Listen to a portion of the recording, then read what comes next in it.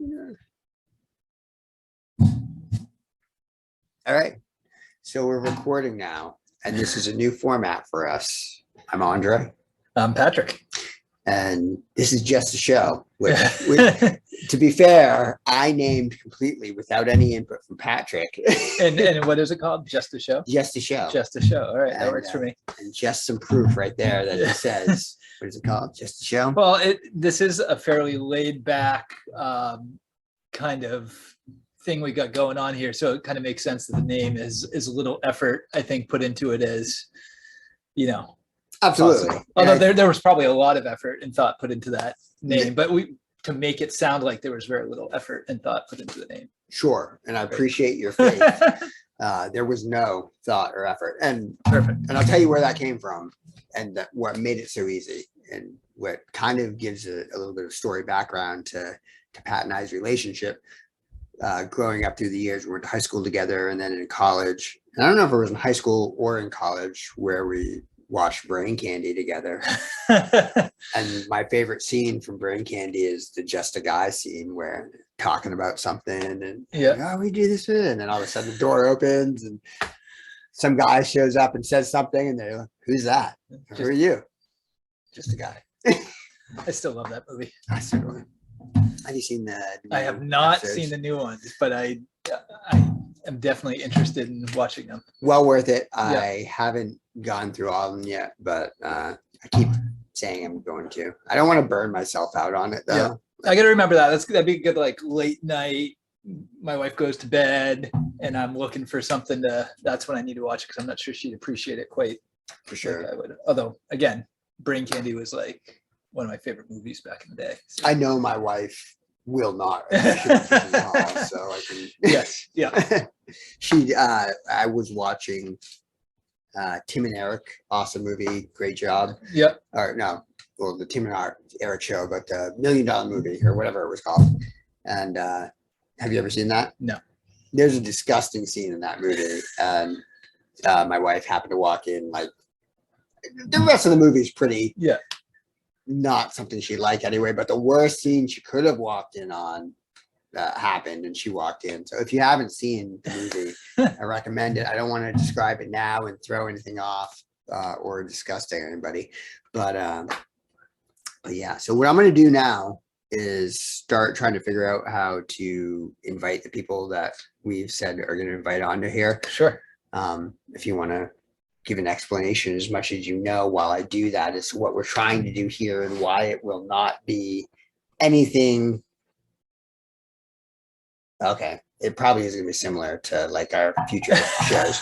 But so we are testing out right now the ability to have some people join us remotely, which is not something we have tried before. So we're going to bring in or attempt to bring in some people from some different locations and a lot of people who have not met each other before. And this is sort of a trial run. And so there's not a lot of planning that has gone into this as far as, what our topic of conversation is going to be. It's more get to know each other, see if it works, work out some kinks and just kind of see where it goes. Although that tends to be, I think, what our format is sort of, we have a plan in mind, but then it sort of goes in whatever direction it goes. I mean, we just had, 2 minutes in and already went off on a tangent on Kids in the Hall. So I think that's kind of what you can expect from this. I agree. Perfect. I think you remember my bachelor speech for you? Not as well as I probably should, if I'm being honest. Do you remember Jared's bachelor speech? No, so it's not like I favored one of you over the other. My bachelor speech right after Jared's, because he gave a wonderful speech, which I can't remember, but mine was what he said. So that is basically that makes sense. Yeah. There's not a tremendous amount I remember from my wedding. I do remember taking all the money that I got from one of the like dollar dances and buying rounds of tequila shots for everybody at the bar and spending all of it. And then I remember that you also saved the life of one of our friends by locking your keys in the car. Oh, well, yes. Do you remember that? Yes. Yes. So yeah, we had a friend that had a little too much to drink that evening, who we will not name, and got sent home early from our wedding and in a cab. To put it that way, got sent home from a wedding. Well, she needed to go home. It was not like we were like, we don't want you here anymore. She just, for her own good, she'd had enough and needed to leave. And so we sent her home in a cab. And at the end of the evening, we were all in the parking lot getting ready to go. And Andre and Candy locked their keys in the car. And so we were there for quite a while with my wife's cousins from Long Island who thought they could break into the car. And I mean, we were there for a good long while trying to get into the car. And all of a sudden that friend of ours who we had sent home came stumbling into the parking lot where she had like forced the taxi driver to pull over and had walked all the way back to the wedding because she decided her night wasn't over. So fortunately we were there, because I don't know what would have happened to her had you not locked your keys in the car. So it's probably the only time you could say locking your keys in the car was a good thing. Fate happens. Yes. All right. So what I'm going to do here is figure out how to send this invite information. So if it breaks up, that's fine. We have recordings and I know how to edit things. So this works. No, we're just going to stop the video here and we'll splice that in. And that recording.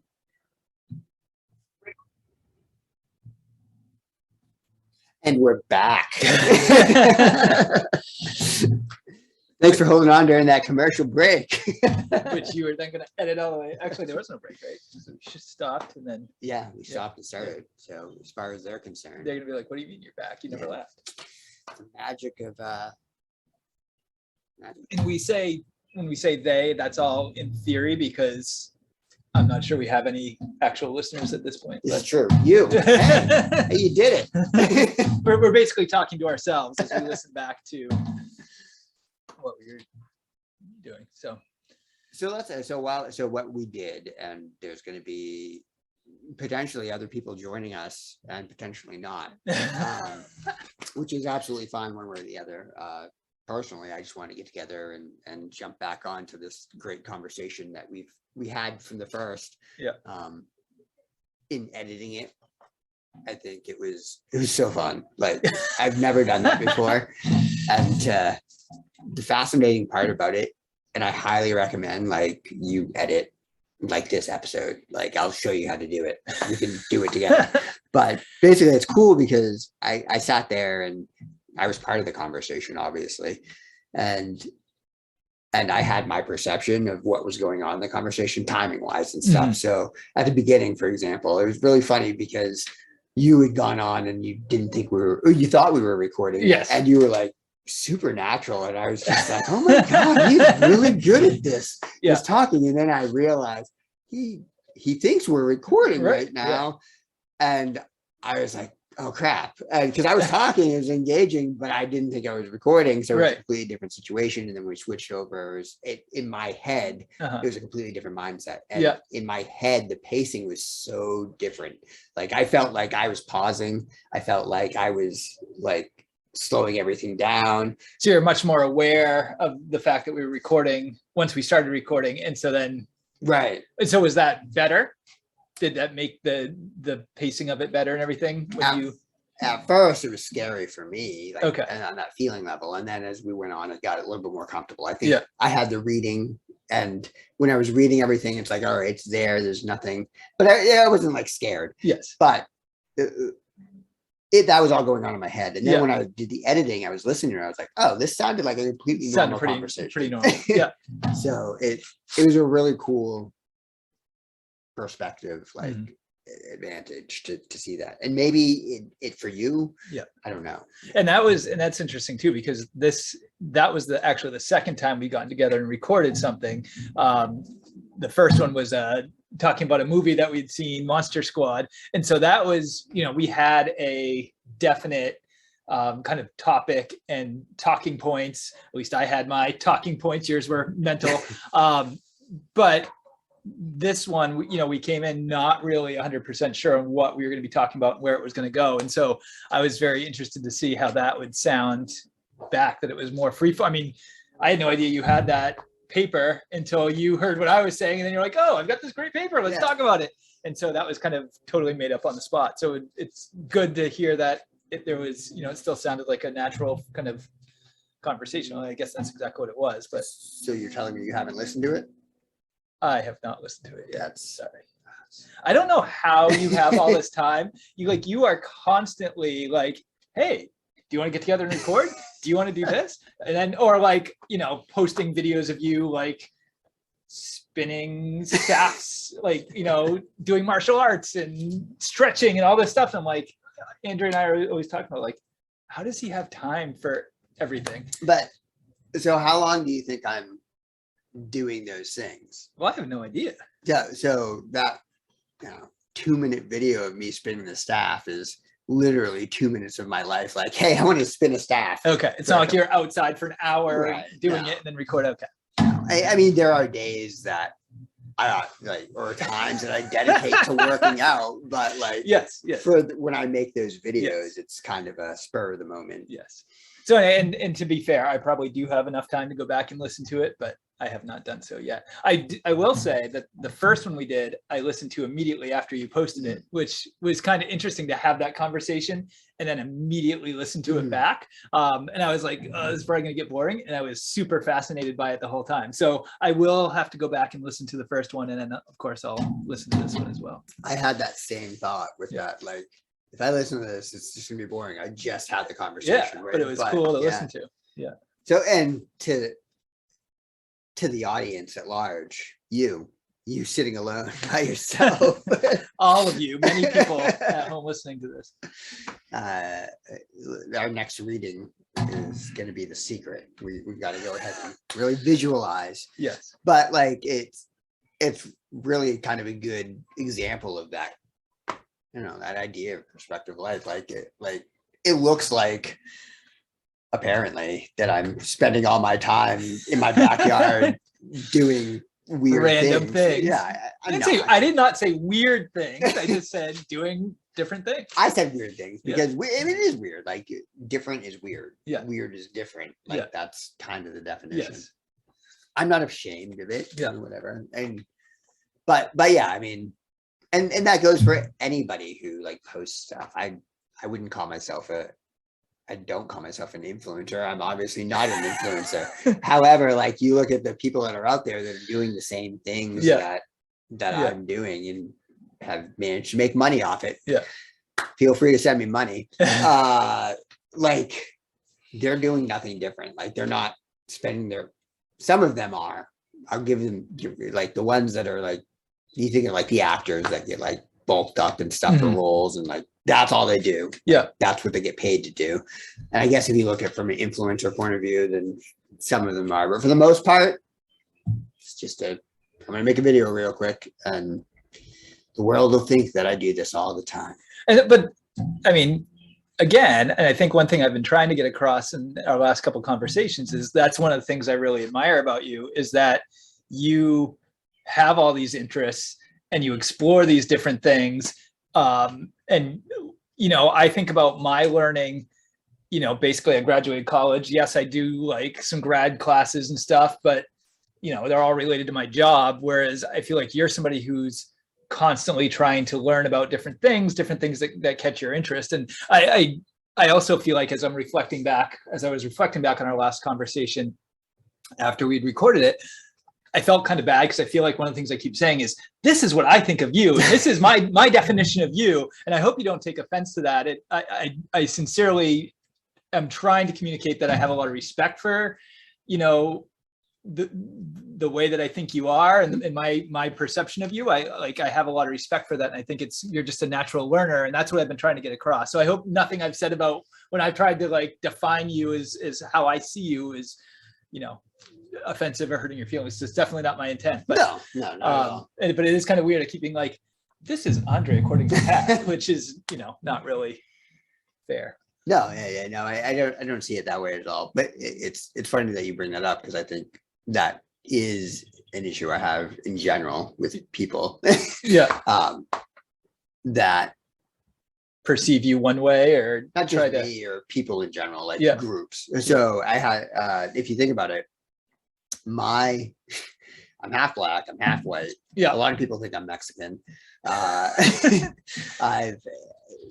grew up with in a single parent household, Yeah. which transferred into my mom and my aunt raising me for Yeah. a while.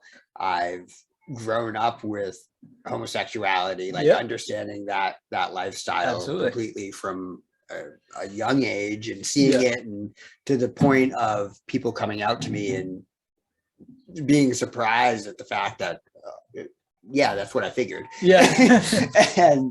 But that was really, I think, a lot to do with the time that we Yeah, grew yeah, up. Like, of course.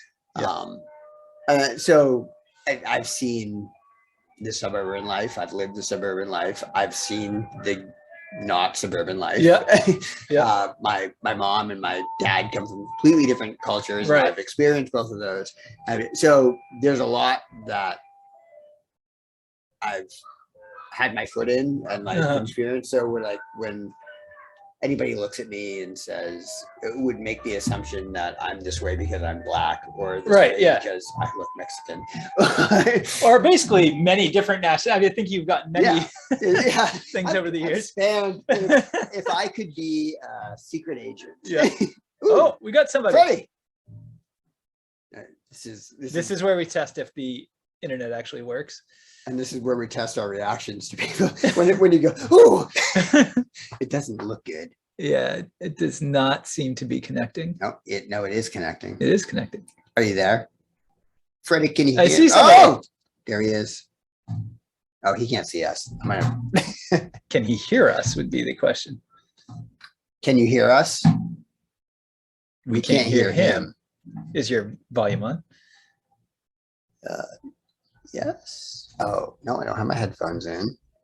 But your speaker is actually turned on. It must be because we hear ourselves. I did the testing. I don't hear you, Freddie. Can you hear us? Give us a thumbs up if you can hear us. We can hear the ice cream. Oh, it's connecting the audio now. So I don't think it was connected to audio before. Now it's got a check mark next to the audio. Now it doesn't. Now it doesn't. But we don't have a picture. I heard sound. So we can either hear him or see him. That's fine. We don't need to see him. Oh, whatever, dude. We hear you, dude. What's up? It's all good. It's all good. So, Freddie, have you ever met Pat? Well, he can't see. Oh, no, he can see me now, right? Yeah, we have to. I don't think we've met. Hello, I'm Pat. Oh, he's muted. Oh, no. Hello, Nope, Pat. there we go. How do we sound to you? Are we coming through clear? Yes. Okay. We weren't sure about our internet connection because we're out in my garage, but it seems to Yeah. be good. What I'm going to do now is make an awkward conversation. I got to go to the bathroom, Pat. So you and Freddie introduce yourself. All right. Hello, Freddie. How are you? Good, good. So how do you know Dre? I grew up with Andre. I knew him probably starting in middle school, although as he and I talked about the last time we recorded one of these conversations, he did not like me very much in middle school. And then in high school, we started hanging out quite a bit and became really close friends. We went off to college together and, you know, we're really good buddies all through college and into our early 20s. And then probably over like in our 30s, we kind of got a little bit away from each other, mostly due to you know, life and families and stuff like that. And so we've kind of been reconnecting over the last year or so and hanging out. How about yourself? How do you know Andre? So when you say college, do you attend those college reunions every year or 2 I years do or not. No, I have. How does that We were actually talking about that with a good buddy of ours recently. I have not been back since we graduated in 2002, or I graduated in 2002 or 2003. I went back for grad school for a year. So yeah, I haven't been back since like 2004, but I know Andre goes back with some of our other friends quite a bit. Ah, look at that. There we go. Can you hear me? I can hear you. Yeah, loud and clear. Okay, there we go. Now we got it. How about yourself? How do you know Andre? I know him through Riley, and my daughter go to the same school, Oh, cool. or have been. Yep. So Freddie, how do you know Pat? Well, it started quite long time ago, like I don't know, 6-7 minutes ago. Yeah. Uh, it's quite some time. Yeah. So I've known you for a long time now. With the, Yeah, for through our like kid. 8 years or more. Yeah. So tell us, where are you from? Oh, he went outside and immediately froze. What happens when you go outside? I don't know what that meant. That was just a random thought that came out and really went nowhere. But the audience can't see that we can see that Freddie has an amazing frozen image right now. That sounds like a really bad horror movie. Like you step outside your house and you immediately Ooh, people yeah. freeze. How could that? I don't know where we go with that because I don't know how you work around you not being able to go outside your house. So I mean, I guess there's somebody. Okay, here's how it works. Like somebody's inside the house. Like that's where the movie takes place, around like a family or somebody. Yeah. Maybe it's a loner that's just inside a house. They look outside. What is this flexing? I'm gonna pull up. There we go. There we go. You cut out for a bit. Yeah, my Bluetooth keeps on saying out of range, and I'm like, it's right here, and the phone's right here on my hand. So whatever. That would make sense. So tell us, Freddie. We were just talking. Actually, let's hear your thoughts because you have. I can't tell what your movie taste is really. Like, what kind of movies do you like? I mean, overall, it's action. Action movies is basically it. Oh well, and comedy. Yeah. So, I want you to describe your favorite scene from Grandma's Boy because your favorite scene from Grandma's Boy is like sums up what I would think of what you would think is funny, but you hate everything else that is in line with that. I didn't throughout the whole show. I barely even chuckled. And then at the end, I lost myself. I just couldn't breathe. The monkey's driving. A monkey driving a car. Monkey driving the car. And I'm telling you, the laughter came from inside. So then the movie Dunstan Checks In would be like the perfect movie for him. Have you seen Dunstan Checks In? I have not, no. I have not seen Dunstan Checks In as well. I just think isn't it like an orangutan or something? That's It is. Yes. Okay. And there's a hotel because he's checking in. So any comedy that involves primates. Yeah. Oh, what's that? The bananas one? Clint Eastwood. Oh yeah. Oh yes, I thought it. Yes. Going Even when I bananas. was young. Yeah. No. It was something else. No, it was something totally different. But yes, even throughout that movie, I thought it was. Was Going Bananas a movie? I don't think so. I'm gonna have to look that one up. We have to look it up.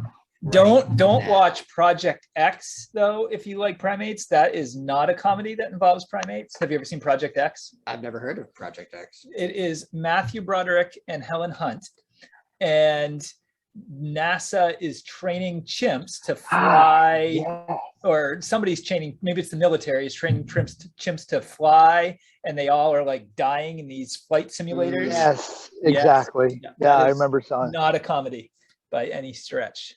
But Yeah, I do remember that. I don't think I've seen it. I may have seen it. Going Bananas, Dom DeLuise. or Clint Eastwood, one One or the other. Take your choice. they're very similar. Yeah. Yeah. And Jimmy Walker. Maybe I mistook Jimmy Walker for Clint Eastwood. Maybe that's what it was. That could be.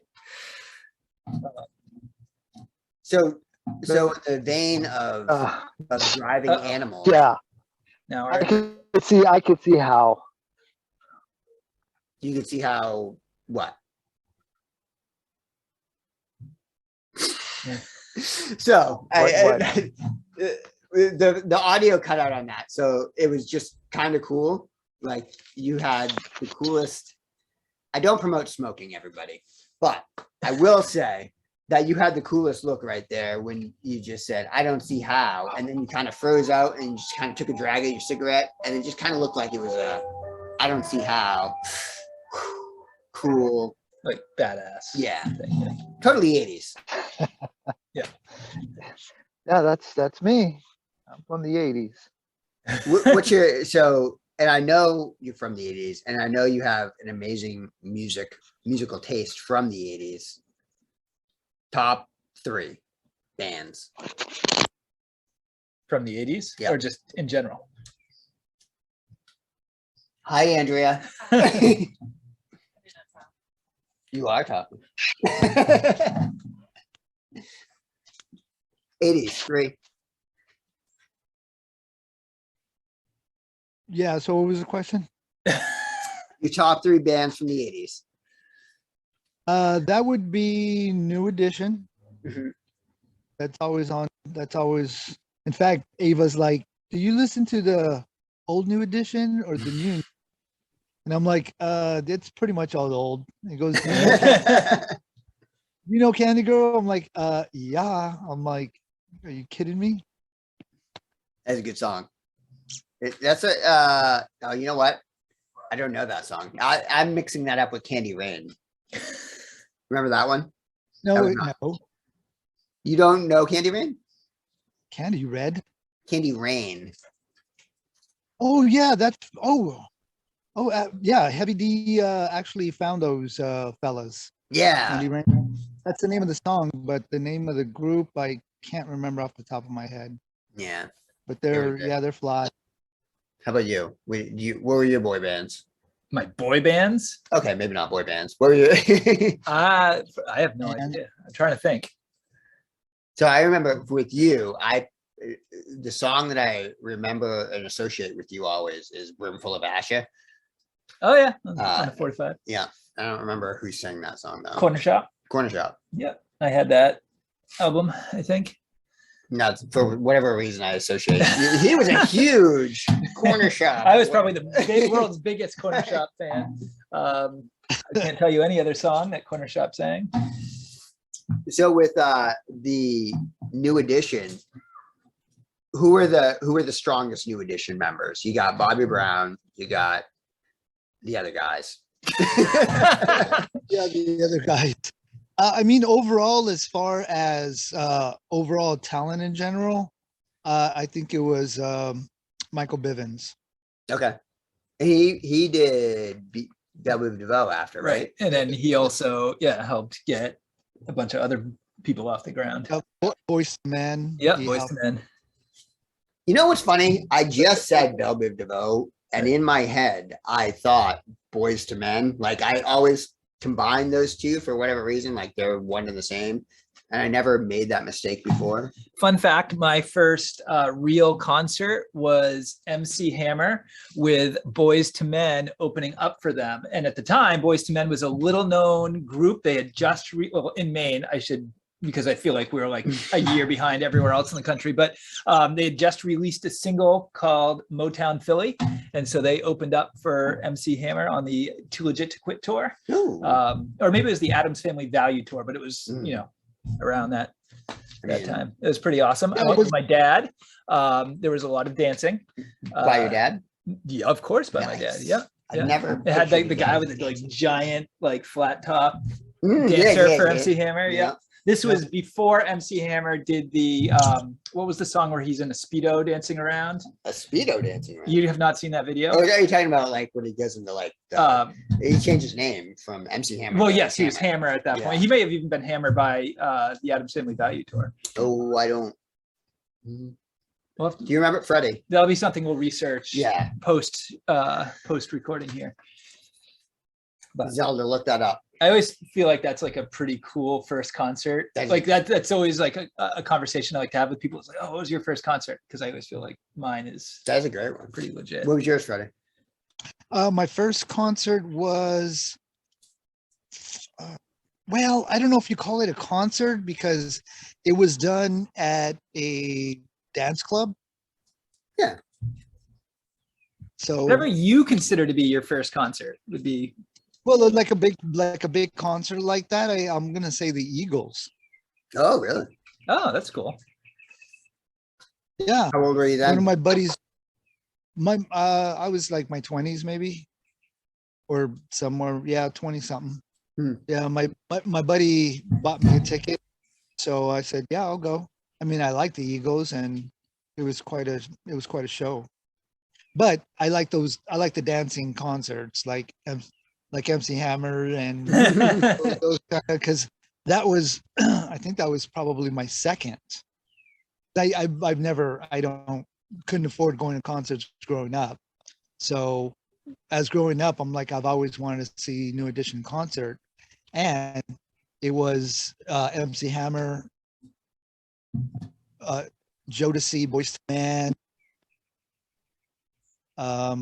That was the concert that I went to in Las Cruces, New Mexico. Nice. Yeah, that's a good concert too. Like I think the Eagles I've heard put on a really good show. Is that They do. have you seen them since then, or that first one, or Nope. But once again, it was the ticket. If I would never buy a ticket to go see him, it was bought for me. So I'm like, I don't like them that much to go buy a ticket. So that's a glowing review of the Eagles concert right there. I would never buy a ticket, but it was good. It was but it was, yes. Here you go. After publicly dropping the MC from his stage name, Hammer released Too Legit to Quit in 1991. So we do have some video going on here, but this will not be shown. I'm gonna go happen and throw up if anybody doesn't remember. Too legit to quit.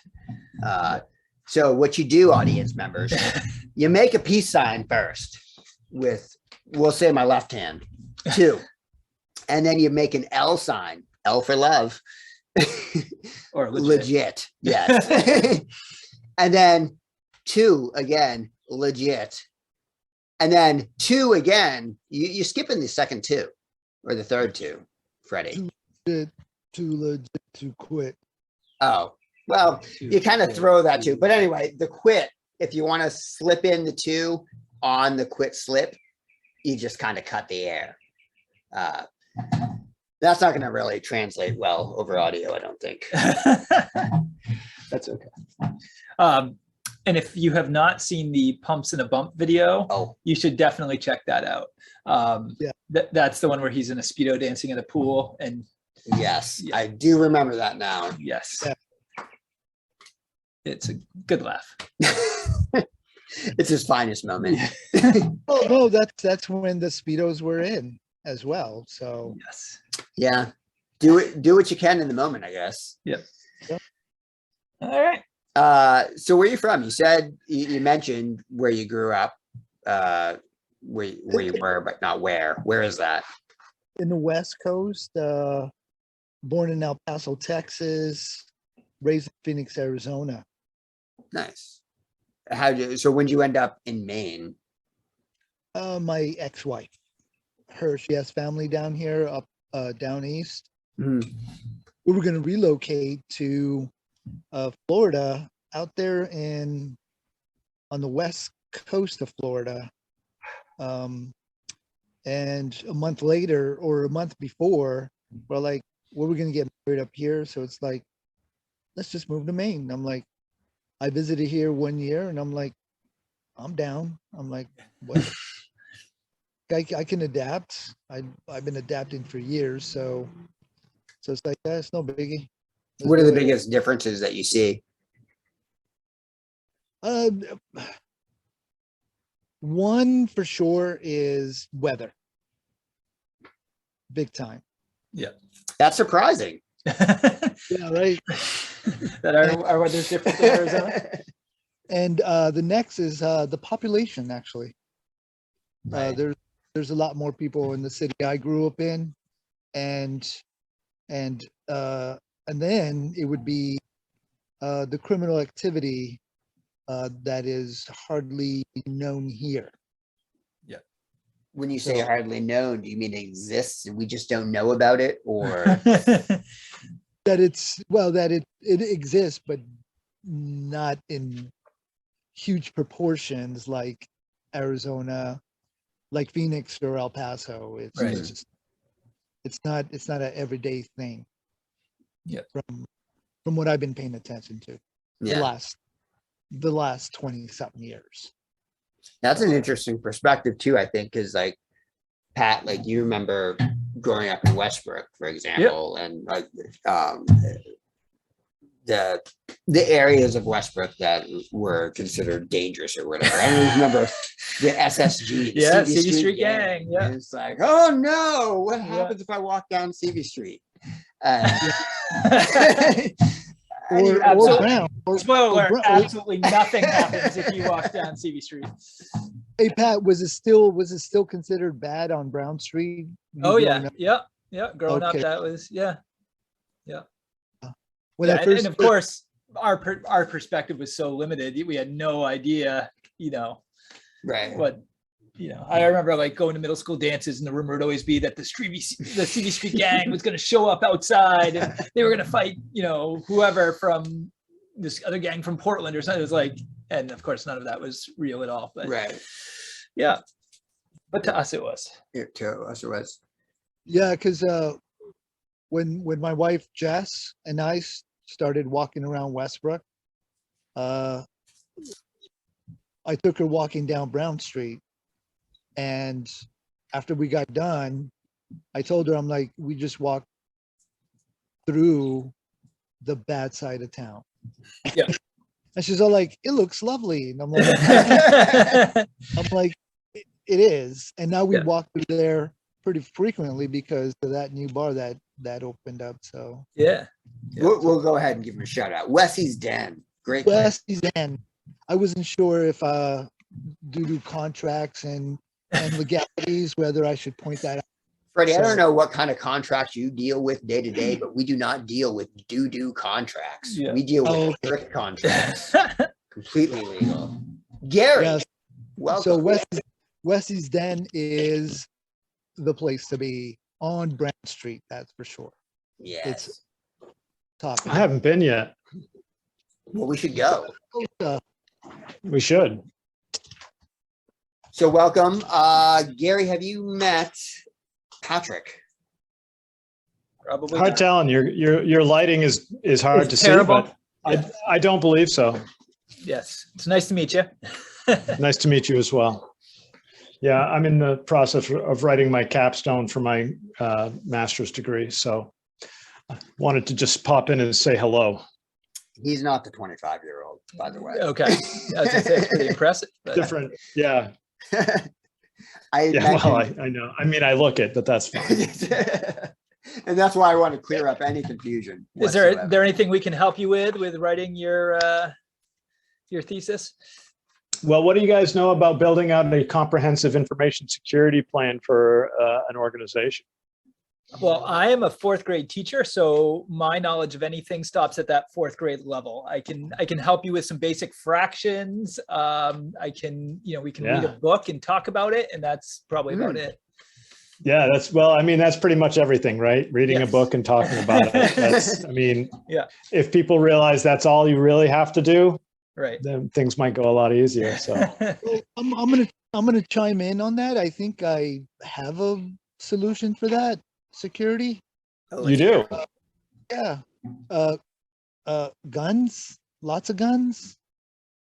On Maybe- That's not information cyber. Yeah, that's not going to help with information security. That's Oh, just not gonna hurt on the people. cyber. Oh, okay, gotcha. Yeah. Well, Okay.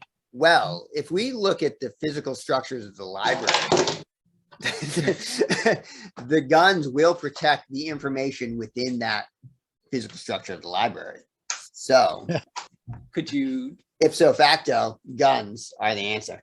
fire a lot of guns at your server if somebody has hacked into your? I don't really know. Oh, Yeah. I mean, you could definitely take out your servers, but they're With probably guns. already gone anyway because Yeah, of it's the- probably too late at that point once you know Right. that somebody has accessed. what?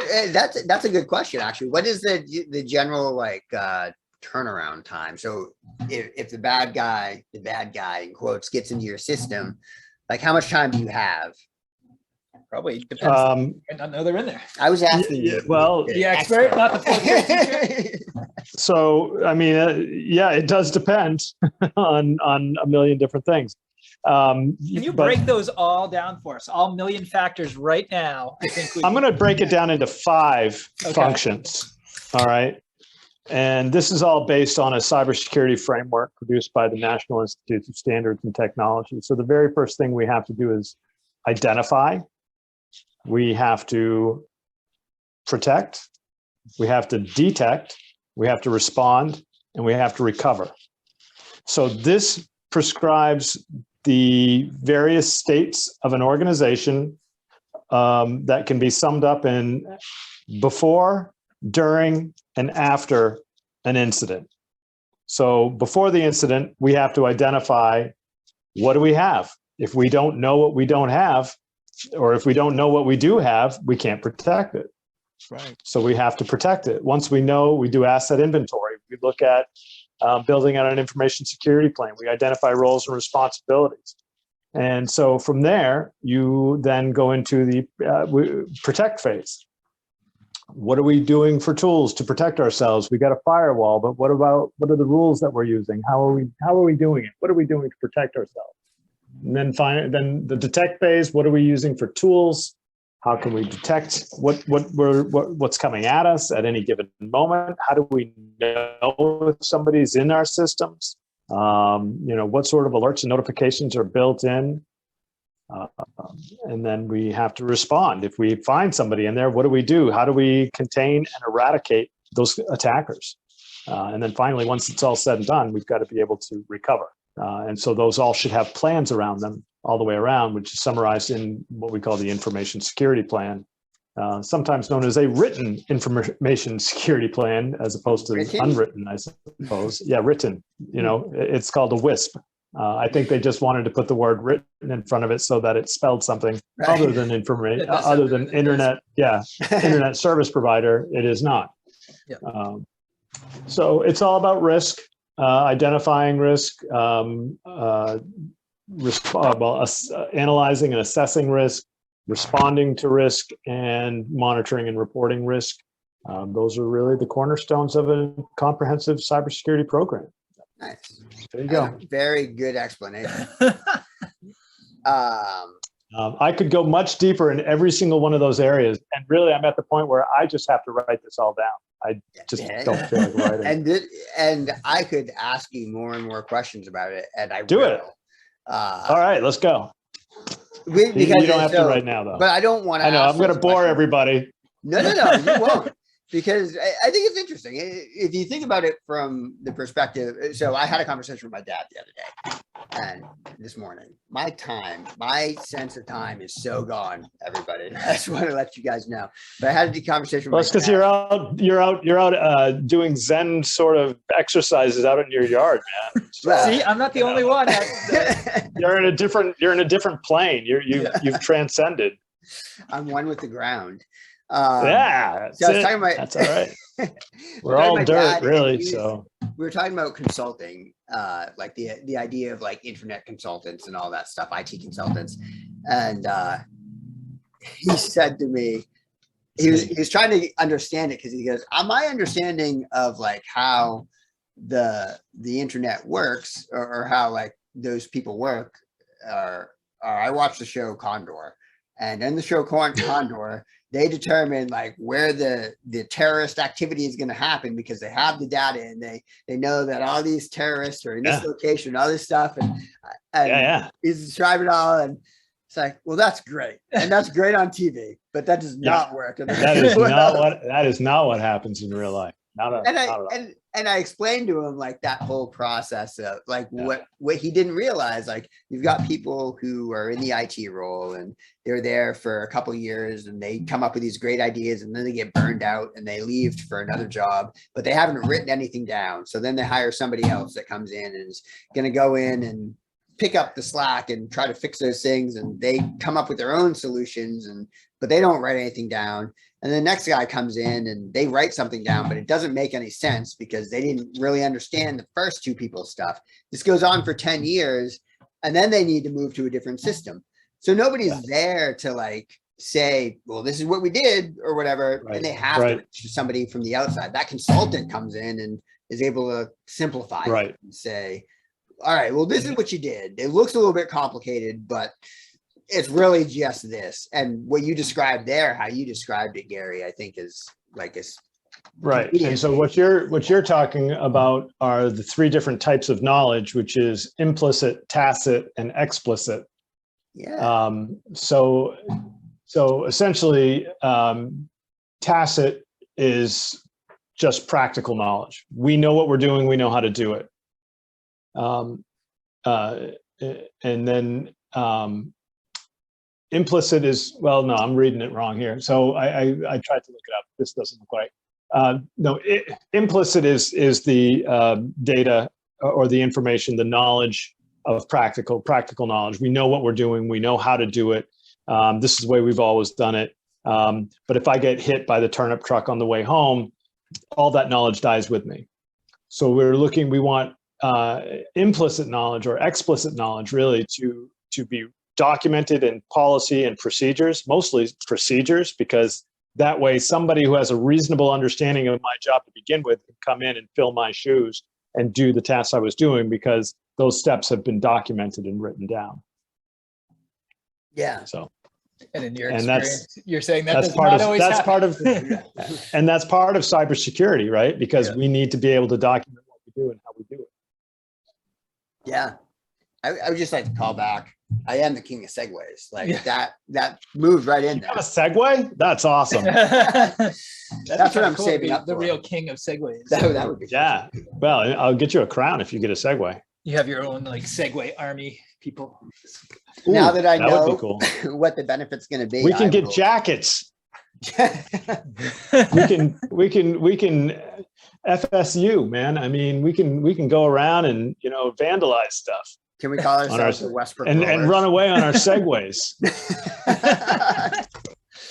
That'd be pretty sweet. Actually, my neighbors have they don't have segways, but like the next best thing, which I'm really Hoverboards? jealous of. You know those stand-up scooters, like Like the the electric- motorized one? Yeah. Oh, Yeah, yeah. Yeah, but they got like these I are want- heavy duty. They got the heavy duty. Yeah, they tires. move. Yeah. They move. I was at a conference out in Indianapolis a few weeks ago, and one of the guys from my office, evidently, I don't know who he is, they were out drinking until like 2:00 in the morning, and they had all these rental scooters, electric scooters, that they're like, do not ride these on the sidewalk, right? And Yeah. probably don't drive them at night.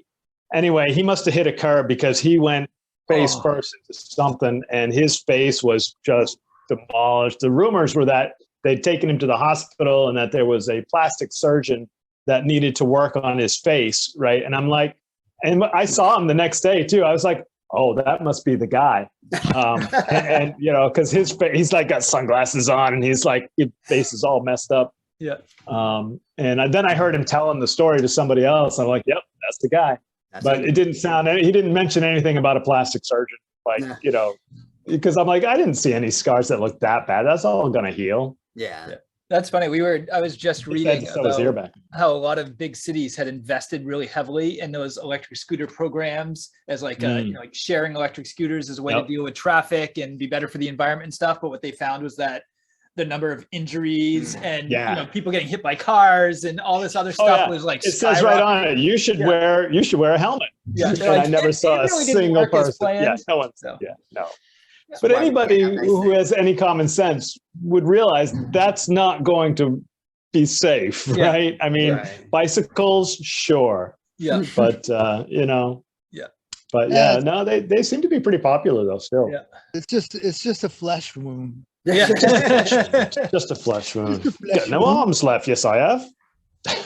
I love, Freddie, that you have quoted Monty Python. That's the first time I've ever Boy, heard. we are making progress here, pal. We are making progress. Good for you, Thank you. buddy. Thank you, Jess. Yes, thank you, Jess. Exactly right. So who's Jess? Where- Freddie? Oh, that's my wife of 2 months plus. You said that wrong. Yes. My wife. No. No. My No, no. wife. You got to be like really My old. My wife. I thought it was going to be my queen, which is how you normally Oh, refer I to do, her. I do, yes. Yeah, but Yes. we have a new term now. because it's Oh. French. My Oh. wife, Did you say because it's French? because it's fresh. Oh, Fresh, Yeah. exciting. I couldn't call her my wife for the last, 4+ years until now, That's true. Well, that is true. and she's always my queen. Oh, there you also go. Your ex-girlfriend. That's a good point too. Yeah. No, I stole never that thought about joke, it like by the that. way. I'm just gonna- She's my ex-girlfriend. Oh my Yeah. god! No, I'm sleeping with my ex-girlfriend. Yeah. Yeah, she's my wife. I like I'm it. gonna start using that. I am too. I'll In give front of full my credit wife. to Scott Ackerman for that one. Not me. Oh, Don't is know it? who that is. I don't know Yeah. who that is, and I won't remember who that See, is. that's from like- plugging for somebody else. From like The Office or something? Is that's where you're from? No, but that name makes it sound like it should be in The Office. Scott Ackerman of The Office. I'm Scott Oh. Ackerman from Oh, I from thought you said. corporate. I thought you said No. Offerman or something. Oh, that's Nick Offerman. Oh, Nick Offerman from Parks and Rec. Yeah. Oh, Parks and Recs. Okay, I thought you said that guy. And then there's Exactly. David Hasselhoff Oh, from Knight Rider. Knight Rider. Yeah, right. Of all the shows that he's done, we pick up Knight Rider. Well, that was the best show that he did. That was the best. Yeah. Although Well, Kit there's- made the show. Well, I mean, there was always the Yeah, one of my best childhood memories was going to the expo in Portland, and they had some kind of it was a car show. I don't know what it was, but Oh, nice. they had a Knight Rider car kit, and you could like go sit in it and stuff. That's And awesome. it was pretty sweet. I did it loved have like controls and stuff inside that you could like flick switches. Yeah, like stuff like that. And because I mean, I loved Knight Rider as a kid. I had like the car, I had the Nice. David Hasselhoff action figure. I wish I still had the David Hasselhoff action figure. Yeah, man. Yeah, that was a highlight. That's That would awesome. be Fun awesome. memory. You could probably find one. Oh, I'm eBay. sure I could. It'd probably cost a lot Probably, more now than yeah, it probably. did when I bought it as a kid, though. I had all the original Star Wars action figures from the first movie. Yeah. My uncle. I was might have collecting- IG-99 left. You should have, was it Jesse Fairbanks? Is that who owns the vintage toy? Main Vintage Toys. Yes, we put a plug in for Main Vintage Main- Toys. He yes. could probably locate that for us. Where is South that? Milton, Maine. Fantastic. Oh, well, when are we going there? Let's go tomorrow. I got to finish this capstone. Priority. Yeah, man. I was gonna say, what's more important? Well, considering that this is the last thing I have to do to earn my degree, Barry. And once So, it's Gary- done, I'm done. The IG-99 that you mentioned, is that the like the skinny robot one? I wish I had you on. I should have put you on my computer so I could just share my screen. Well, IG-99 is the tall, skinny one. You're right. But unfortunately, what I had in my head was the medical droid. Okay. Also tall and But skinny. yeah, you are right. The IG-99 also, excuse me, was the assassin droid. Yes. That was played, and they had him. He was in Mandalorian, I think, season 1. Yep.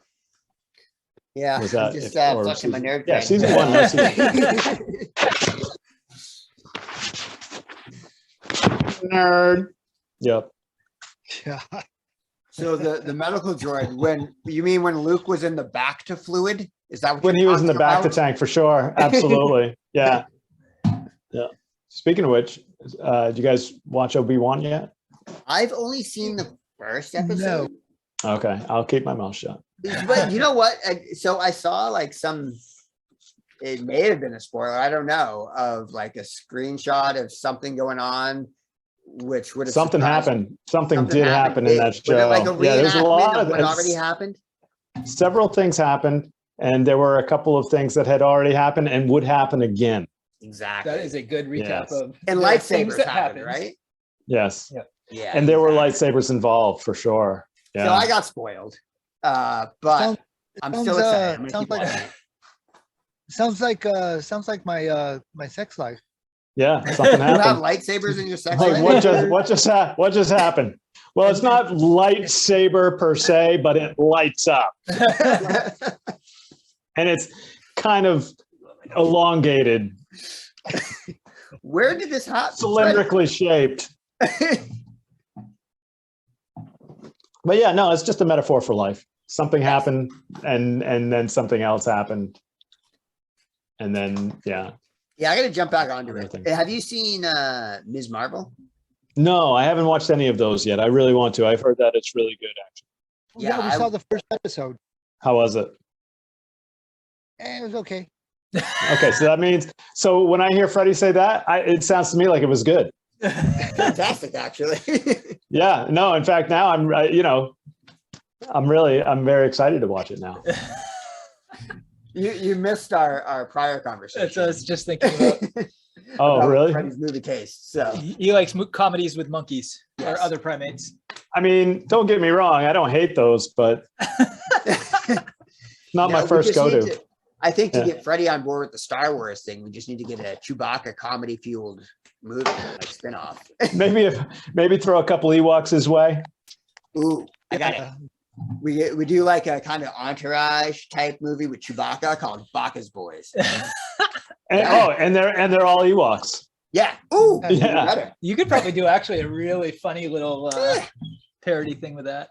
Yeah, do it. do some animation. Use some of those cartoon programs. I only do live action, like practical effects. That's my style, Gary. All So right. should we do like some homemade Ewok costumes? Definitely. Yes. Yeah. Do, The more do, homemade hey, you I'm an look, the Ewok. I'm going to start writing that script. If anybody wants to jump in and help me with that, we'll take it. And Hey, yeah. what's up, guys? now I have to put the video element to this, Gary. No, you don't. Wait, you're not posting this, are you? I'll describe as I did before. Let's just say there were glasses and hands puppets. Yeah, so if you make a fist and then you put your thumb on the outside of your knuckle. Yeah. And then you $1 million fist. and then you make that There's a voice. plug. There's a plug for you right there. Boom. So, Freddie. you Hey came guys, to what's me- up? Was that a cigar? No. Oh, kind of. Yeah, don't post that. You came to Maine because of your wife, Ex-wife. ex-wife, your wife at the time, girlfriend at the time, ex-girlfriend at the time, girlfriend. Dar. Are we Okay. not saying names? Oh yeah. I I mean, he looked confused. No, I just wanted to get to the point. relationship. But you came up here and then you have a passion for music and you love Motor Booty Affair. Yes.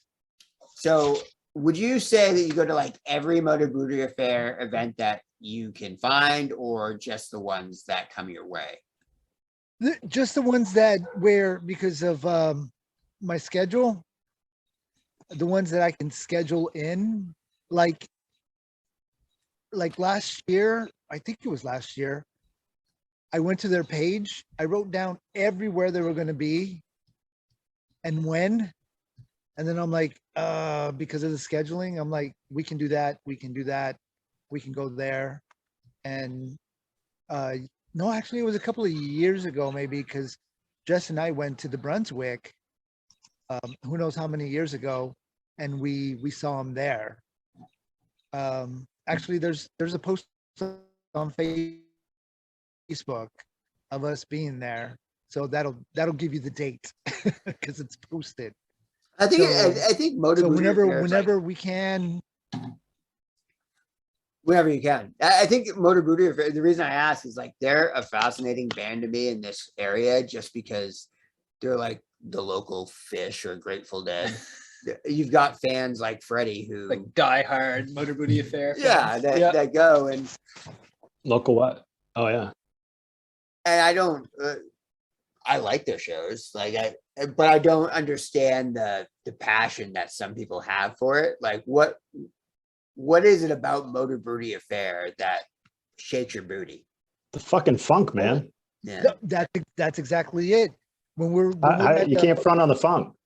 when we were at the Westbrook Together days and we saw that they were going to be there, and I'm like, yeah, we're going to be there. And we danced from the we danced from the beginning till the end.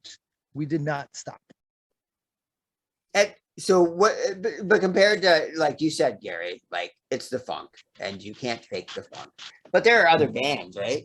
In the Portland area that have the funk and don't fake I the would funk. I would go see them as well if I delved into knowing who they are and where and when. I would Oh definitely. yeah. So No, it's there used to marketing. be a band that used to play at Bubba's.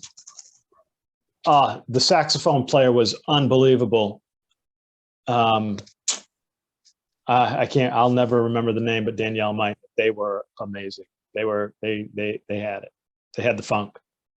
Yeah, I would definitely go see them. But Mm. once again, when it comes to Motor Booty, just the beginning of it gets you going because of what they say and the light and Well, and their storyline. I mean, it's the storyline. Yes, thank you. kind of cool. It's no guar, but hey, what the hell? But so what is the storyline? I guess I don't know. I think never they're been to a aliens. Motor Booty Affair show. You've so never been to I, one. I Oh, am- you gotta go. I think they're playing a cruise in August. That's where me and Candy are going. no, okay. Oh no. I don't know how much is recording. I just saw the documentary about the Funkadelics. Oh yeah, those guys rock. Interesting. And once again, the Funkadelics put on a show, everybody dressed differently, and then Yeah. with Booty, they got that, you know, the afro going and the Oh yeah, style. So it's I like the platform yes. boots, And they get So- you, they get you. and they play the interested. '70s funk. It's '70s mostly, right? I mean, they don't really go outside that era. Yeah. So Yeah. but they're like from the Planet Funk or something. I guess what other funk is a G funk? And special. That's Oh, well, one of that's well, one of my nicknames. Yes, I wasn't even thinking G funk and special sauce. Just that's G-funk in that's general. G love and Oh, special G- sauce. that's G Love and How did I get- yeah, it's G how did Love I and get that special messed sauce. up? I don't know. You crossed your I know. brands. I know. Don't cross the brands. We don't know what's going to happen, but don't cross the brands. Yes, G Funk could be very different. Yes, for sure. So, so you're on. This is your last year, Gary, right? Of your master's. Yeah, this is my last class, and I'm down to my last day. So- It's due Sunday, and then I'm done. I mean, at first I thought it was due tomorrow, so I was gearing up. I took tomorrow off, so I was gearing up to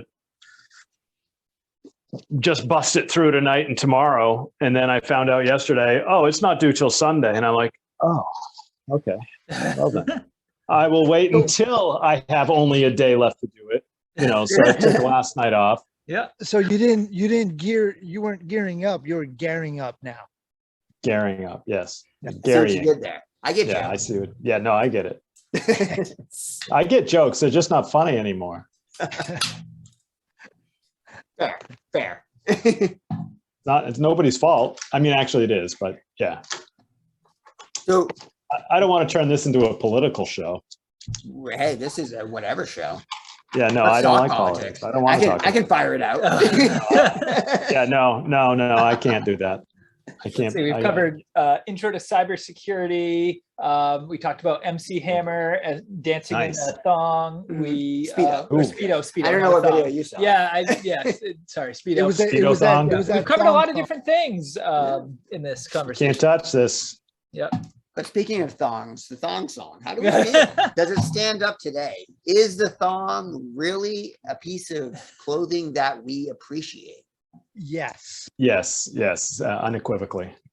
Okay, well, Yeah, Depends no, who is using and wearing the thong. true, because you just said MC Hammer. I respect anybody who Personally. attempts to wear one, whether they should be or not. That is true. Yeah. Right? Positive body self-image. Yeah, I'm not. Hey, who the hell am I to judge anybody else? Absolutely. But then again, like, why are they wearing it? Like, is it because mean, if it's they don't want you to comfortable or look- because they want to make a statement? And then is it really positive body self-image at that point? If you're just Right? Or maybe, you know, Some I'm guessing, but some people find it comfortable. I've heard. perhaps. I've never tried it. I, though. I haven't tried one either, but maybe we should. I don't I like. mean, not together. Maybe save that for the separately, next, and then just report episode. separately, and then report back. We could do a whole episode on our experiences Yeah. wearing thongs. We could Yeah. wear thongs while doing the episode and just discuss. I think mean, that, we though, don't- part of it would be like wearing one to the beach, Yes. wearing one, and then reporting back on what that's like. I mean, I'm going to keep mine under my clothes because nobody needs to see any of that. Well, I feel like if I'm going to wear one, people need to see it. Yeah, I mean, Okay, well, Might you work. guys can do that. Right. Yeah. but then again, then it goes back to the comfort. Is it comfort or is it fashion? Right. Well, it can be both. Or do I I don't just think not want we- somebody to see my underwear lines underneath my? Exactly. Well, I Really mean, tight that's fitting kind of pants. why you do it, right? You know. Or Yeah. is it the comfort? Yeah, like you say, I wouldn't be comfortable. No. Yeah. you don't know that though. I I don't think think I so, wanna but sport no, I'm with Freddie. I don't think it would be that The comfortable. straps coming up over my hips. Mm. Yes, that look. That's what I'm sporty going to go thongs. with. I mean, I constantly feel like I got to pick that wedge, you know? Yes, Yeah, exactly.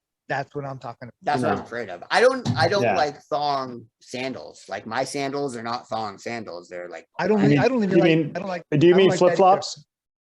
yeah, that's what you call them, right? I call them Most flip people flops. call them, yes. That's what I don't- you I don't- plebes I call don't like them. that. I call I them don't like thong that. sandals. Nice foot thong, Andre.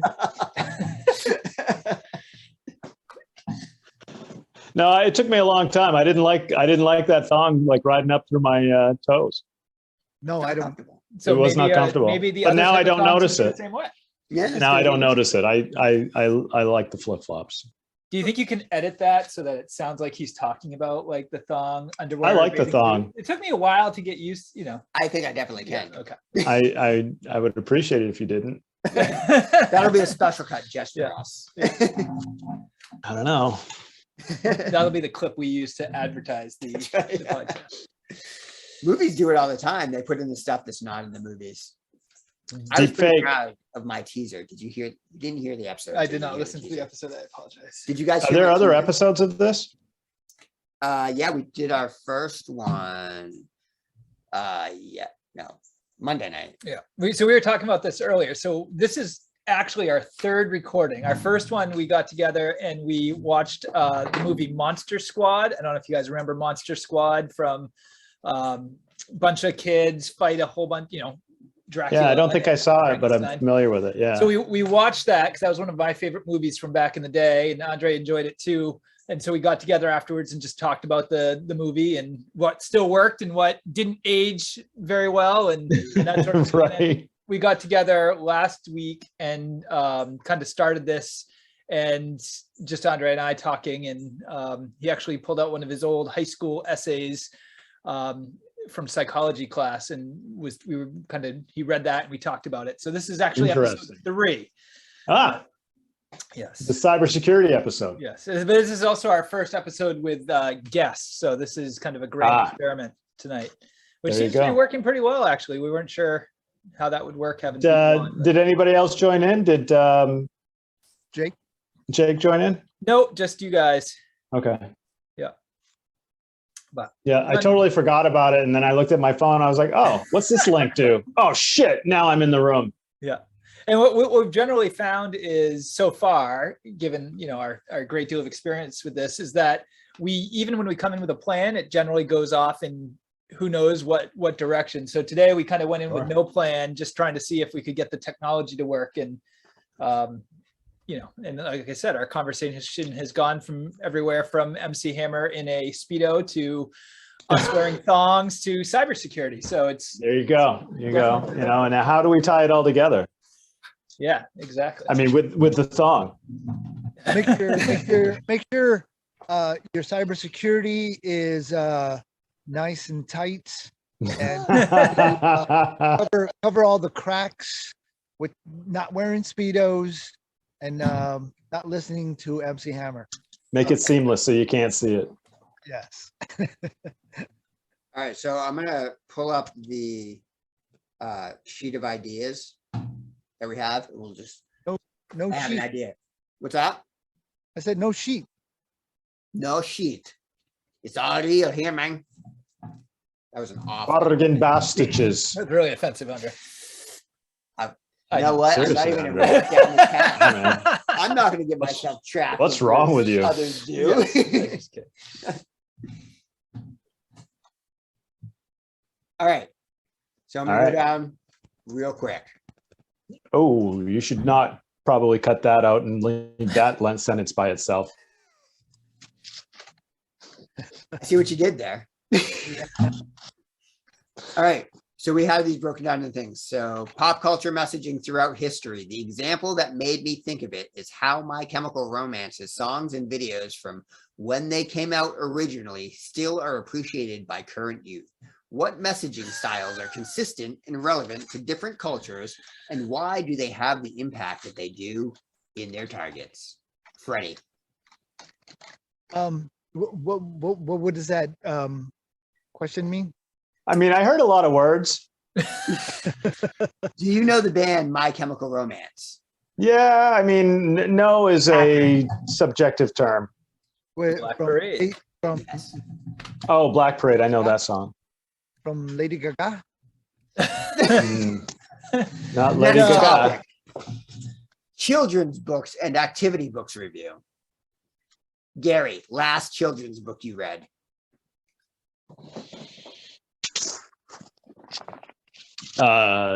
Information security policies and procedures. That would put children to sleep. Yes, made, it would. made for kids. Actually, yeah, that'd be probably very. Actually, no.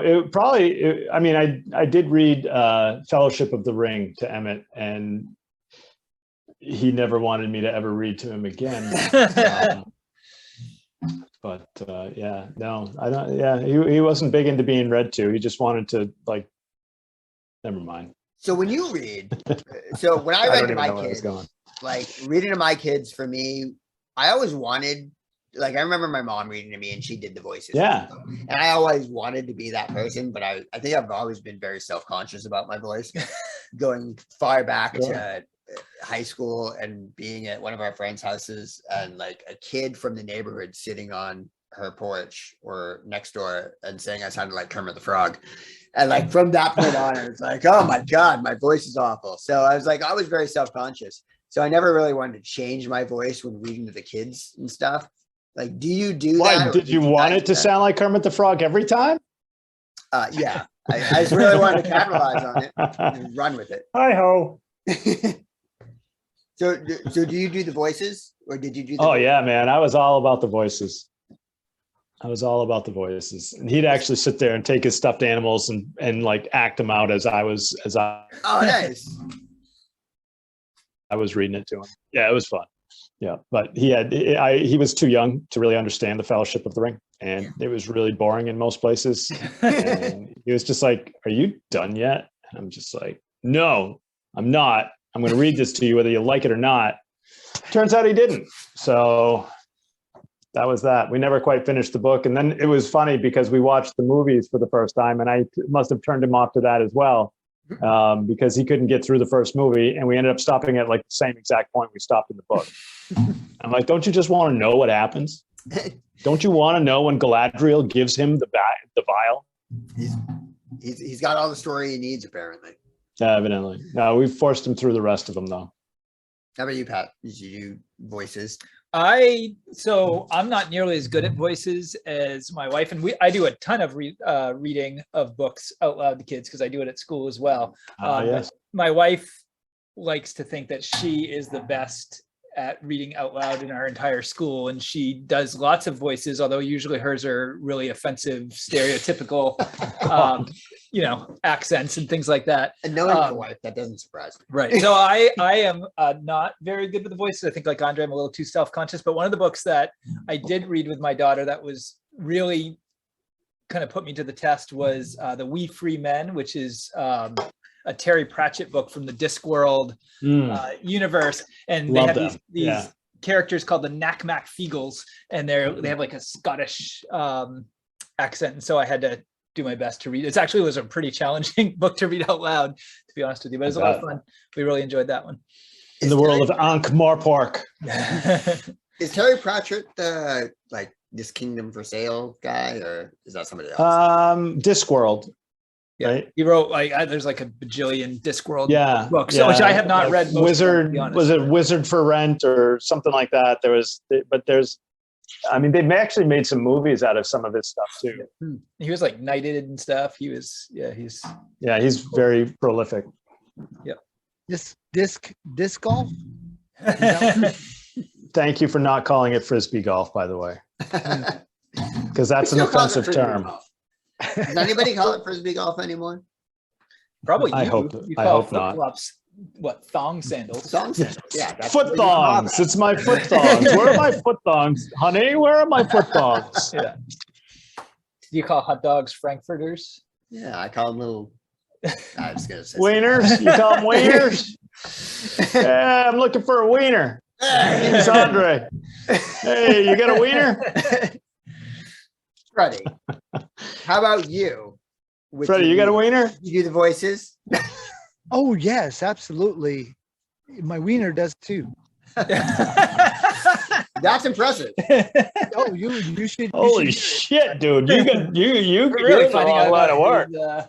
his, You need to go on to a different kind of podcast. I'm not gonna lie. I mean, I think that in the industry that you're in, you're wasting your talents. That's all I'm gonna say. It's For sure. Yeah. How about I mean, instead of we can all do the little like fist mouth things, and then he can have like Yeah. his talking peanuts. so wait a minute. Yeah, because now he's going to try and work his wiener in there. So just watch out. Draw a little face on the end. Yeah. No. And it's like, oh, I'm Jennifer Lopez. watch out if it goes down. No. Oh, God damn it, Ben Affleck. Why are you in my bed? really movie taken- novelizations. I don't remember reading any, but I've heard of some where there are different scenes. The idea of discussing the differences could be developed. Now, Gary, I know What? you must have read some movie novelizations over the time, What does that mean? like a book that's based on the movie. Versus a movie that's based on a book. Right. Right. All right. I just wanted to be clear about that. So, What? yes. I'm not sure I've ever read a movie novelization. Yeah, I don't think I have either. I actually read all of the Star Wars episode 4 through 6 as books after I'd seen the movies. Those look actually really good. Like, and I heard I like mean, the Star Wars one doesn't get better than that. specifically- Well, I heard with the Star Wars one specifically, like they have like things that aren't in the movie that add more to the. There was definitely stuff that I don't remember. Otherwise, I'd share it before you asked. Well, I wouldn't want you to give spoilers, so. Now, are you talking about like I watched Harry Potter and then I read all the books to Ava? No, because No, those 'cause those Harry are Potter books that was were turned written into first. movies. We're talking Oh, about the something that was a opposite. movie first, and then they made a book based on it. Yeah, I never heard of such a thing. Yeah. They do it a lot for like kids stuff. I feel like. Yeah, I think that's more what it is because the one that stands out in my head is the Superman Returns movie, Yeah. and they had like a novelization of that. And for whatever reason, that sticks out in my head. I never read it, but it's there. Yeah. Scroll down. I feel like I should know a lot of these because again, I teach in case nobody's caught that at this point. But like, I feel like that's something I should have a lot of in my classroom or something. But So what do you do for work again? I'm a teacher in case you didn't. Do I? hear Oh, me say you're that. like in fourth grade, fifth Yeah, grade. yes, Something like that? yeah. Does that sound about right? That sounds. Do you right. have a got it. specific topic that you focus on, or do you do all of the topics? Oh, I do everything. I teach all Like subjects, including Math, language arts. I used to be a fifth grade teacher, and Did one you of get the things- demoted? No, I purposely chose to move on from fifth grade. But one of the things that we had to teach was it too hard? human growth and development, which is also known as puberty education.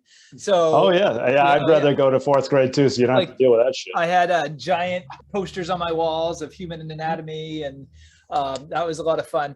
And in fact, I was so good at it that this year the fifth grade did not have enough male teachers to teach it, so I got called in to teach to a bunch of fifth grade boys. How's So that feel to Nice. be called up? Like, if you called up from the ranks, be like, we need you. Yeah, You nobody boys. knows more about puberty than you do, so we need you to come in and teach us. And one of the funny things about it was one of our mutual friends' kids was in my class, so that was kind of fun because I could kind of give them a little bit of a hard time. But yep, so I teach everything. Gotcha. Yeah. So if any of you have any questions about puberty at any point, feel free to contact me. We can do it off camera. So right now, Yeah. but I feel like there's some hair growth down under. I don't Yep. know what that means. Yes, that is one of the earliest signs of puberty for a lot of people. Okay, I'm really, so my voice is going to change in a few years. So this is not, All right. One can hope. Hey guys, let's lay off people's voices here. All right, people are sensitive. all right, we Kermit. have an anonymous Yeah, question box Kermit. that we use, which is always a lot of fun. We get together with all the teachers after school and pull out the anonymous questions and read them out loud and get a good chuckle out of them. So That's I love hearing that you're teaching puberty now. mm, That's so weird to say, like teaching puberty. Well, they're doing it here. I somehow get the feeling that Florida may not have that in their curriculum. yes, I did actually. Or was thinking- Texas. Thinking quite a bit as I was teaching it and stuff, questions kids were asking and thinking how that would be if I was down in Florida. I couldn't talk about answer a lot of the questions that the kids Different. Oh. were asking. Did we right? get Yeah. political all of a sudden? We sort of Did we did, just but switch gears? no, but that Gary, was, that was Gary, Don't say- Gary yeah. started. Gary started it. What? Yeah. No way. Yeah, he It's said not it me. in Florida. I mean, it's just different things and. It's not politics. It's just a statement of fact. So actually, I do want to talk about this because it's Uh-oh. something that I have not Your had show, a man. conversation with anybody about. It's your show. So with that, so help me understand it. That whole Florida thing, what we're talking about is the whole you can't say gay. And Can't say it. so that was put as law. You And can it's kinda say like- it. What's that? You can Can't say say it. gay. You can. Okay. In Florida? Yeah, you can say it. I thought you were going to jail. Nah, So how's it work? Somebody explain it to me. I'm not going back there. That's for sure. I don't know. Yeah. Hell, that is. I'm not going down to that hellhole. I mean, essentially, they're putting in place certain topics of conversation that teachers aren't supposed to teach kids, Right. especially Right. below certain grade levels. So you're not supposed to be really bringing up the topic of homosexuality or talking about that or anything, basically. And that if you do and it gets reported, then you can face different consequences. Yeah. Okay, so it's just bringing up the topic of homosexuality at all within the school. Right. Essentially, Right. yes. In the- And in the if anybody schools. has any questions about it, you're not allowed to talk to them about it. We have to ignore it. And I think part Sweep of it under the rug, right, talk and to your part of mo- what you- makes you it really talk to your challenging, mom and Yeah. then it'll go away. right? Part of what makes it really challenging too, from a teacher perspective, is knowing just the fear of what can you say and what can't you say without getting yourself in trouble. So you're just going to avoid the whole conversation because you don't want to say anything that's going to have you lose Get your you in job trouble, or whatever. right? I Exactly. mean, Make you- overall, make you move north. if you're teaching a certain subject or subjects like Pat does, it's like stick to those subjects is from what I got out of it, and you just don't implement anything else of that nature. Yeah. The kid asks, usually it's like you go talk to your parents is the safest. If I'm about to lose my job because I want to say this, that, and the other, I'm like, you know what? How about you talk to your parents? If your parents have questions, they can come talk to me, and then that way there's a safety net for Yeah. for people that want to go outside their curriculum. Yeah. My thought. Were you about to say something, Matt? No. So like it's kind of weird. Like I get that point of view, and I also like I hear a lot of parents, and maybe it's just because I've heard the arguments over the years, but like the parents that kind of put a lot on the teachers, like that I mean, at the end of the day, God, I just talked about earlier. I want to stop using that phrase at the end of the day. So if you ever hear me say that, just punch me in the face, Pat. Okay. But like I think a lot of parents or as a society expect teachers to be a babysitter. Like really, we're just kind of dumping our kids and saying, here, take care of these people because I've got to go off and make money to pay for the house that's here. And then when we do that though, well, you're putting all of that responsibility on them. You're not just saying teach them math, English, whatever. You're saying make sure my kids don't die. Andre and Freddie, they're doing a podcast. Make sure my kids don't die. And you know, you're by default by having a relationship with somebody, whether it and the fact that you don't know your teacher necessarily is on you. They're gonna pick up those influences or whatever it is. Like they're gonna have life lessons and they're gonna have questions. And when they have those questions, it's important for kids to have somebody there to answer it in the moment. Like to have a kid come up to Pat as a student and have a question about something that's really troubling them right now, and that if they have an answer that can not necessarily solve the issue, but at least address the issue and set that conversation up for the parent later on, I think that's a lot more helpful than just saying, no, I can't talk about this. You go talk to your parent about it. And that's for like the kids with a healthy relationship at home. You go to the kids that don't have a healthy relationship at home. Yeah. What's Patrick going to do in that street? I always call you Pat, and I'm like, oh, Patrick. Well, and I introduced myself as Patrick. You did. Here, so this is your fault. You can call me whatever. So I'm sorry I missed the last few 30 seconds or so. You can listen back. What about arming teachers? Yes.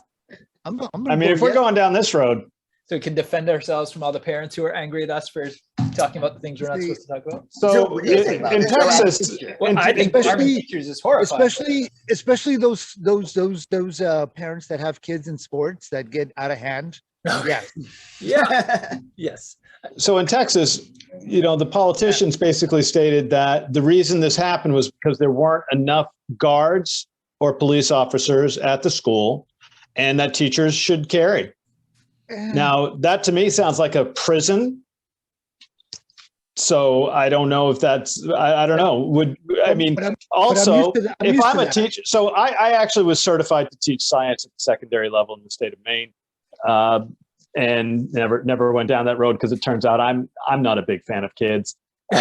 So I mean, I tolerate my own, but that's why you have. It hasn't stopped me from being a teacher. So he's cool. That's what you have. That's what right. Well, there you go. That's my point, right? Who's more likely to use a weapon if they have it? Because I was ready to strangle these kids most of the time. No, I don't want my teachers to be armed because my kid probably will get shot. So, yeah. And also, hey, and what the heck? I might as well steal the teacher's gun. It's handy. It's right there. Yeah. And you just never know. Exactly. It's just faulty logic, in my opinion. And most teachers I know would absolutely agree with you. And it is pretty horrible that we have to go to school, go to work each day, and it literally does cross your mind. You sit there in your classroom, you say, okay. I mean, I've had this thought so many times. If somebody was in our, we had an active shooter, how am I barricading my classroom, or how, what piece of furniture am I moving first to try to barricade the door? Or, that type of, what in my room could I use as a weapon in that situation? Like that thought literally goes through your head. Now, I understand, I can rationally know the chances of anything like that happening is extremely remote, but we are not zero. And we're certainly at a point where you do think about it, or you think about some of your former students and you go, yeah, that student, I could totally see that kid, being one of those people. It's terrifying. It's awful. And then without red flag rules being in place, there's no way to help somebody who doesn't want help. Yeah.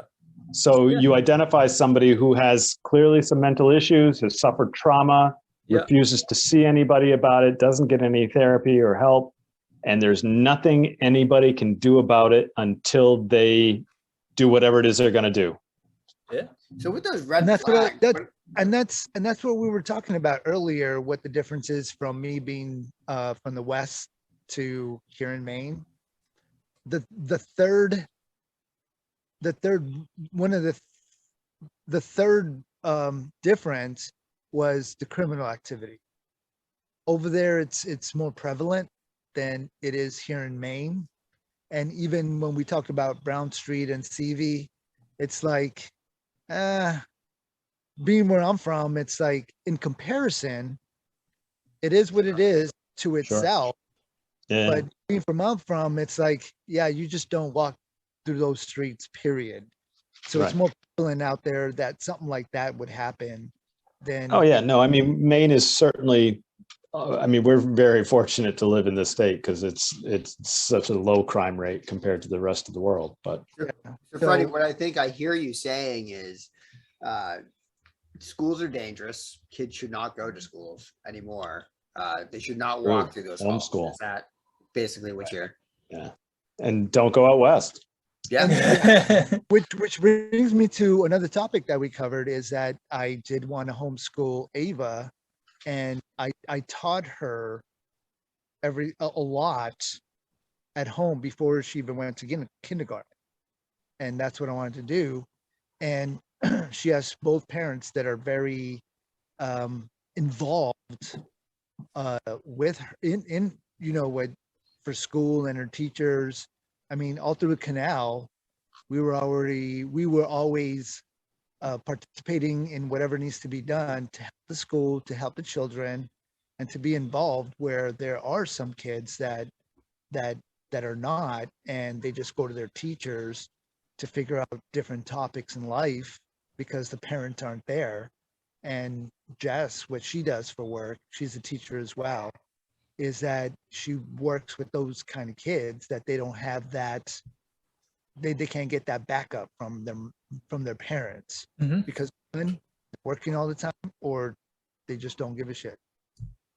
And she fills in the gap. Right. So, you just That- never know. Yeah, and that's what that was what I was saying there. There's that other group of kids that just they don't have that parent to say go talk to or whatever. It's that teacher is the only person that they can talk to. So if you put a law in there that says, hey, you can't bring this up, you can't talk about this, then you have to provide support elsewhere. Like you can't just say you can't talk to that because, well, they can't talk to their parents either. So where else are they supposed to go? Like it makes no sense. Counselor, I don't know. But even if you say the school's counselor, I'm sure the then- counselor No, can't no, have those not the- conversations either. exactly. No, because it's- not the school counselor, but a counselor. But why would Oh. so if you Once say a counselor, that costs money, and like that costs that, And you need to have a parent especially- that's going to take you. exactly, and Yeah, we're seek out talking the resources. about those kids that don't have the parent that will do that. So, I mean, that's why there's you do the- have school counselors. and that's why it's difficult in all aspects. What the teachers cannot do, because of the different students that they have, different needs that are involved in the students that they don't have at home. Some of them, out where I was coming from what even being raised, we hardly had food, and we're glad that they provided free food at school, so Yeah. I can eat and get all puffed and pumped.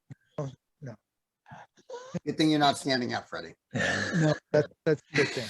I mean, he may as well be. Actually, I'm kind of standing up. Hey, Freddie, you, do you man. believe How that would you? children are the future? Well, yeah, they're the future of themselves. Actually, is going to be it, Should we treat them well? because I'm not going to be around. I'll treat them. You come with me with disrespect, and I'll treat you with disrespect. And then we'll let them lead the way, right? Yeah. Let them lead the way. Thank you. I couldn't remember the next line. Excellent work. Yeah. Ben. Well done. Have you Well guys ever done. heard Thank, of? thank you, Patrick. Have you guys ever heard of Walter E. Williams? Walt Williams. I know a Walt Williams, actually, but I doubt it's the same person you're talking. Is he black and is he dead? No. Okay, so not same guy. But now that you mention that, that does sound somewhat familiar. So He was a black economist. I say black, like Yes. he was in the comic. Oh yeah. No, totally. I know who it Yeah. is.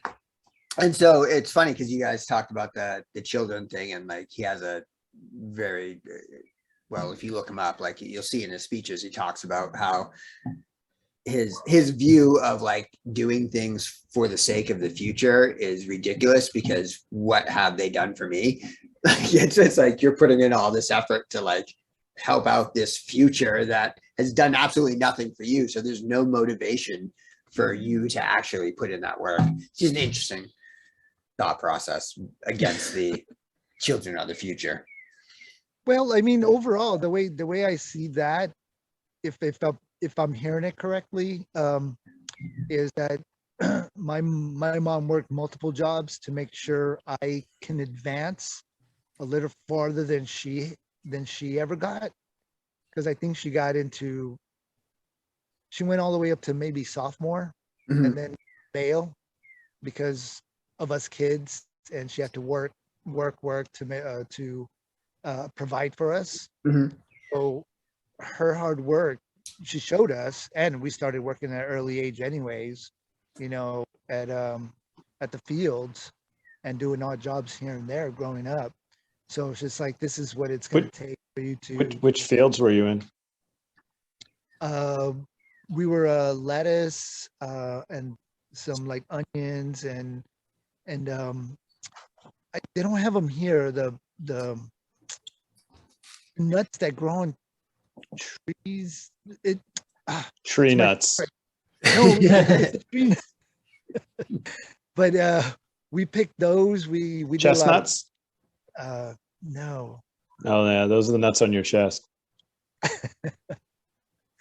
You know what the ones on the walls are? Walnuts. Yeah. Gary, don't take me down this path. Here we go. Pine nuts. Oh, my son just stepped in, so you'll never know the end of this joke. Oh, come on. I know the end of the joke, though. Oh, I well, do then you too. say it. I do too. All Yeah, right, you then we gotta don't come- have to talk about it. So we used to pick pine nuts, which are delicious. You know the joke? I don't Oh. think I've ever I'm heard t- the joke. So be- I'm So talking to because the- Andre and Freddie. Emmett, do you know the joke? Emmett, do you know the joke? What joke? What joke? He didn't hear any of that because he's got his own headphones on. So because of what my mom did, Hey, progressive. shut my door, would you?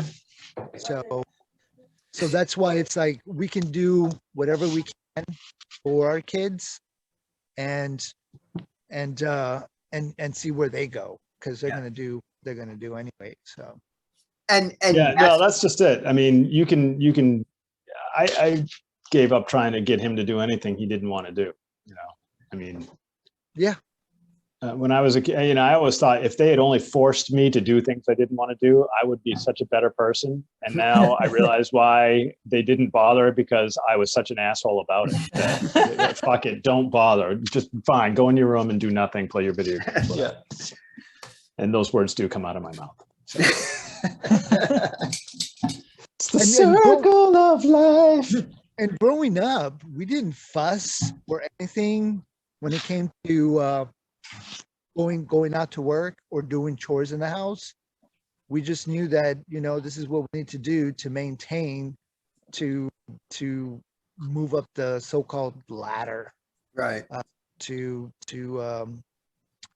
get better food, basically. because I joke about it, but it's true that you had two choices at my house. You want beans or rice or beans? Both delicious options. I tell you what, if I could live, if my family would accept that meal plan, I would certainly live by that meal plan. But I think I've had rice and beans for both lunch and dinner. Yesterday I did anyway. Now, But still, it's nice when you can do that by choice, I guess. oh yeah, Well, yeah, right. Yeah, I still and I have enjoy free it. lunch at the office, so I always take the free option. what you got free lunch at the office? Hell yeah, and breakfast. I'll You be right got, back. you got a Oh. cafeteria there? Oh yeah, man, I got a whole cafeteria. And you can get anything made for you, but they also have free options that are like a hotel, like concierge breakfast or whatever. Why have I Um, not applied there? I should go there. How much time do you get for lunch? Whatever time I want. That's great. Yeah, I come and go as I please. I could work from home if I wanted, but I got kicked out. Of home? Yeah. You need to leave your office. The pandemic is over enough. Get the fuck out. But no, I enjoy going to the office. It's good. There's a lot that goes on there, and there's more and more people that are showing up all the time. So Yeah, we've seen that at our office. I've seen a lot more people come back to it, which is interesting. But it's also scary because I hear conversations in the office, and the whole idea of COVID is, I get it. Like we're not seeing like a lot of like horrible cases like reported and stuff and whatever. again, And, we're lucky. you Yeah. know, everybody you know almost has had COVID and has survived. Oh yeah, at this point, So it's yeah. kind of weird, but at the same time, it's come through my house twice, and I still haven't gotten it. So yeah. Say I'm in that same hooray for boat me. where it's come through the house and like I'm so good, and then I still like it's Yeah, potentially come through the house and it just hasn't been caught, and I'm still good. So it's weird,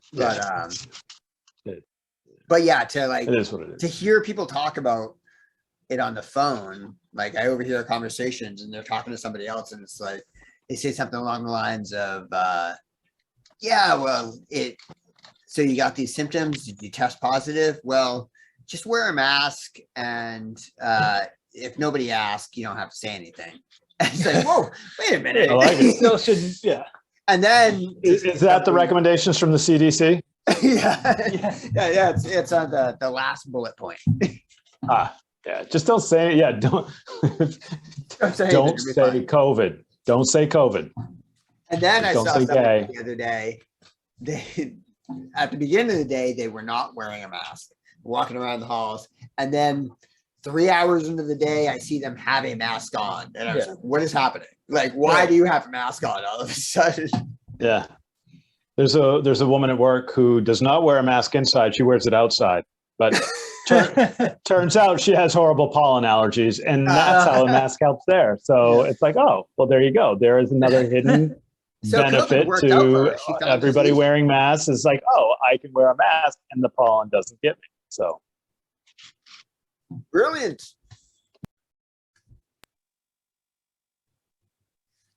Well, this has been good. I think All right. Yeah. we've tested our technology. Yep. We know what we got. I'm really much appreciation to both of you, Freddie and Gary. Super thankful for you guys. hey, anything to procrastinate and not get this thing done. Love it. Anything not to hang out with my kid. I mean, what? But you guys are They are at that age. She doesn't want to hang out with me. Who am I? That's really what it is. I know. We'll definitely have to I was- have you guys come back in person. Yes. Ooh, And I I don't was know. just I didn't know what time it was, and I'm like, oh, What time is it? I'm like, I wanna hang Hammer out with- time. I wanna I did it. It's a good callback. Brought it back around. Yeah. I wanna hang out with my ex-girlfriend. Well, you do that. You do Yeah. And your chill beer, whatever it is, Yes.